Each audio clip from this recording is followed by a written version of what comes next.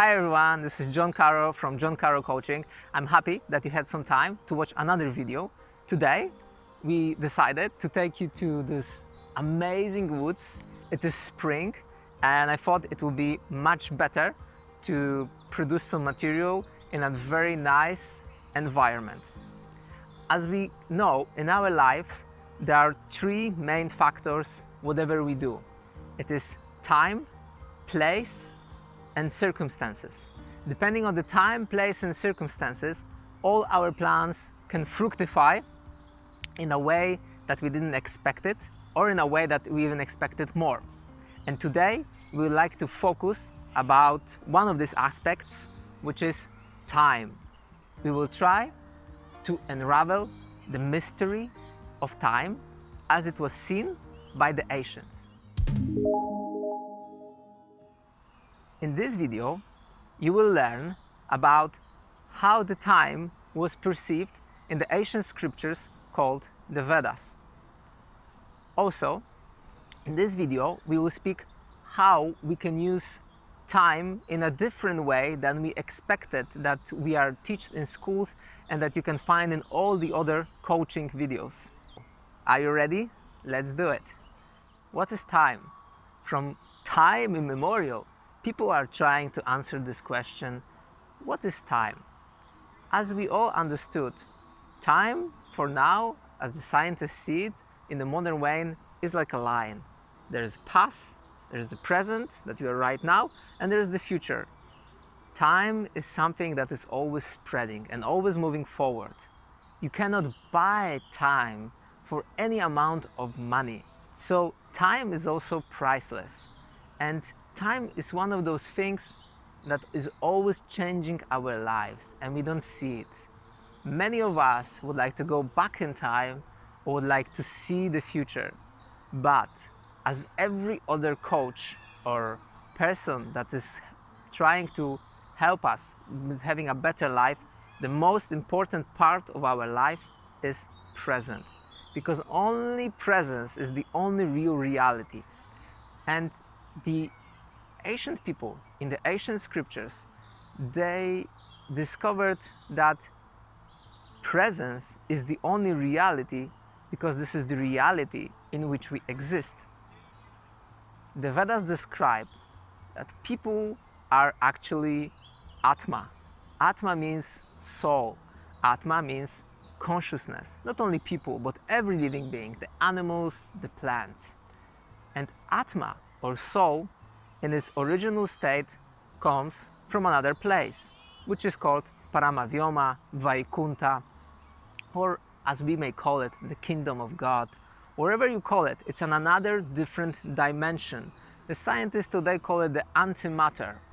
The soul is different from the world that we live in because it's not under the influence of time. But the bodies that we have right now, we are the owners of these bodies as consciousness. We have the body, which is gross material, and we have our mind, which controls the senses. So with this understanding, we always try to perceive our reality as it is, living in the present. The ancients describe that we come from a reality that there's only one time, which is present. How does it work? So the ancients describe that actually time is like a cycle. It has a beginning, it has an end, and after the end, there's another beginning. Many of you for sure heard about the term reincarnation or karma. This is one of the laws of time. The ancients describe that there is a universal clock, a universal cycle that we are all living by. And this universal cycle has different ages. The same ages or the same cycles we may see on our earth, and we call them winter, summer, autumn and spring. And they always change, they always interline. But after every spring there's a summer, after every summer there's autumn, and after every autumn there will be a winter, and after winter again spring.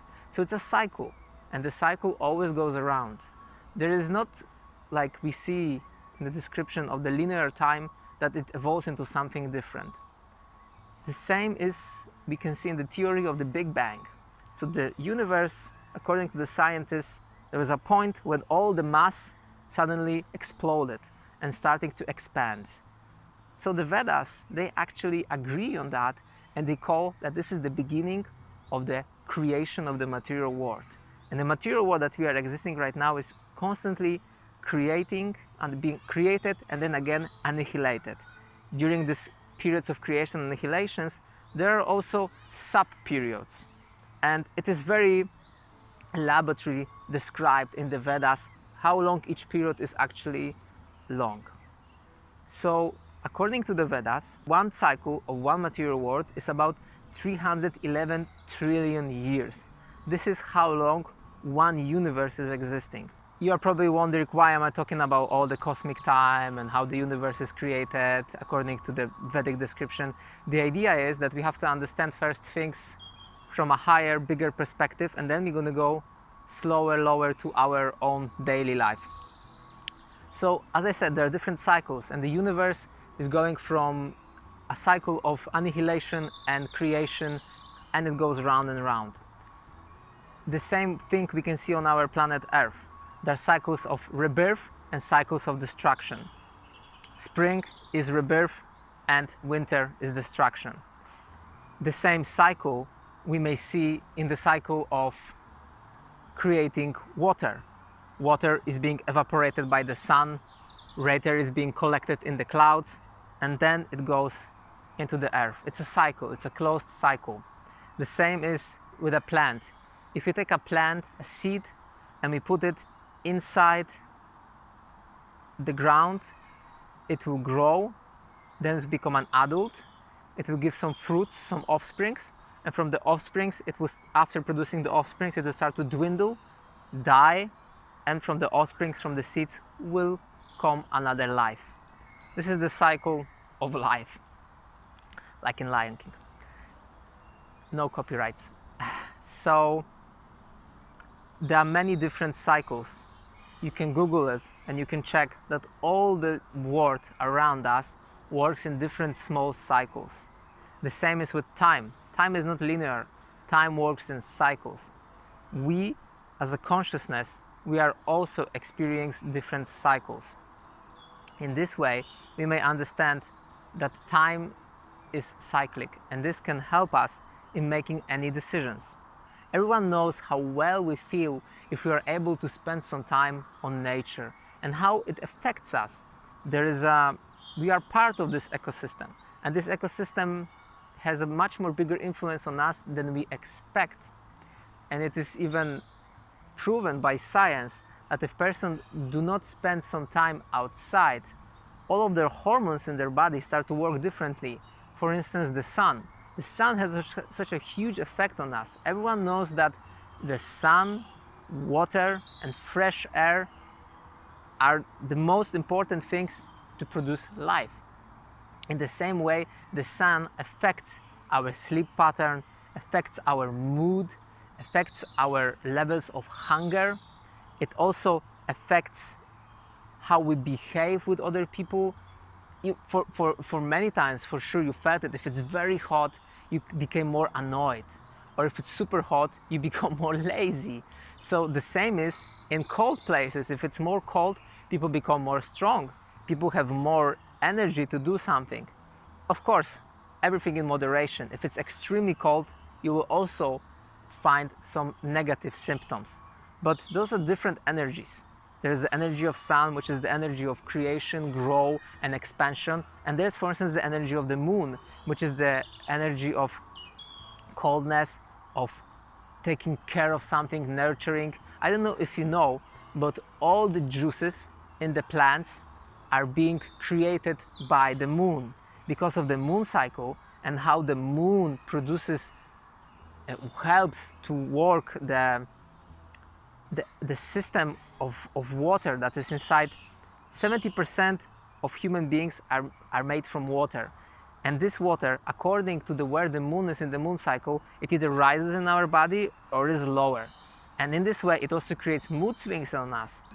For sure, you ever had this time where you couldn't sleep because there was a full moon, or you felt very, very irritated. In the past, people were making these mythical stories about vampires and about wolverines, about other beings that were influenced by the moon. And this is half true. Moon has a very, very strong influence on of our emotions and influence on our production of water for us and for all plants that we know in the universe. The ancient scientists, the astrologers, they actually discovered that there are different cycles. And by analyzing the cycles of the planets and the movements of different bodies inside and outside Earth, they were able to predict. This is the whole purpose of this video, is to understand that time works in cycles. And because it works in cycles, and there are ways how to predict the movement of time by observing the planets that go in different cycles, we may arrange different occasions in our life for our own benefit. For instance, there are periods in our life when particularly it would be much better to get married, to start a new business, to get a baby. In such a way, I, for instance, took an advice from a professional Vedic astrologer, and to my surprises, these advices helped me, for instance, to not look for a girlfriend or for a wife, and for a few years focus on studies. And after that period, I was informed that it's a good time for me to look for family life. And guess or not, sooner or later, in about I got a period about 5 years to look for a wife. In that period, after 1 year, I found my wife. So, everything can happen if you know the proper time and circumstances. And it's not like before I was not looking for a spouse. I was also looking for a spouse. But when I got the information from a proper astrologer not to look for a spouse for a few years, I didn't have any problems in my life because of that, and I could fully focus to studies and for work. And after that, I immediately, very fast, found a proper soulmate in my life. So in this way, if one understands how our body and how different bigger bodies like the moon, the sun, are working, and how they work in cycles, and how the cycles they influence our life and life of other beings on this planet, it is good to start different activities at a different time. Another interesting fact is that all of you for sure would never start a business of ice skating in summer. Isn't it true? If there is no snow, how can you do ice skating? And in the same way, if you study different cycles of the universe, of the planets, one may make better decisions based on that. Whether you believe in astrology or not, these planets and these cycles of Earth, they have a huge influence on us. Another piece of evidence that may help us to understand that astrology is much more scientific than we expected is a study. The month of the birth can affect which diseases which afflict you, shows the new Spanish research. So the scientists in Alicante, they found many interesting things depending on babies born in different months, and this study has been made on about 30,000 babies. So the scientists, they have found out that men who were born in September, they were 3 times more likely to suffer thyroid problems than those born in January.